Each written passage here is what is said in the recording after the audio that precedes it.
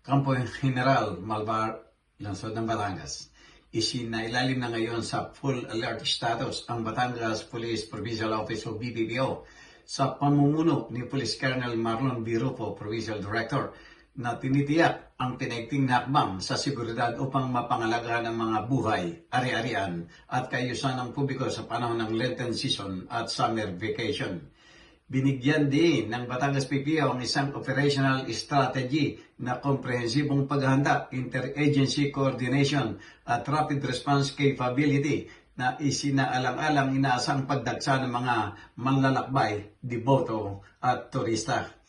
Estratehikong itinalaga ang mga tauhan upang ipagpatuloy ang pagpapaigting ng mga checkpoint sa pagkontrol sa hangganan at mga operasyon ng checkpoint sa lahat ng strategic entry at exit points sa buong probinsya na sinusuportahan ng mga mobile patrol, aerial monitoring at intelligence-driven na pagsubaybay upang hadlangan ang mga kriminal na elemento.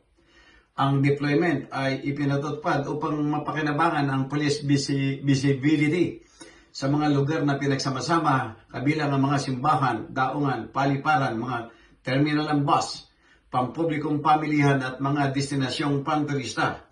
Ito ay pinalalakas ng mga roving mobile unit, paggamit ng mga drone at area security control point upang matiyak ang patuloy na presensya ng mga tauhan ng pagpapatupad ng batas.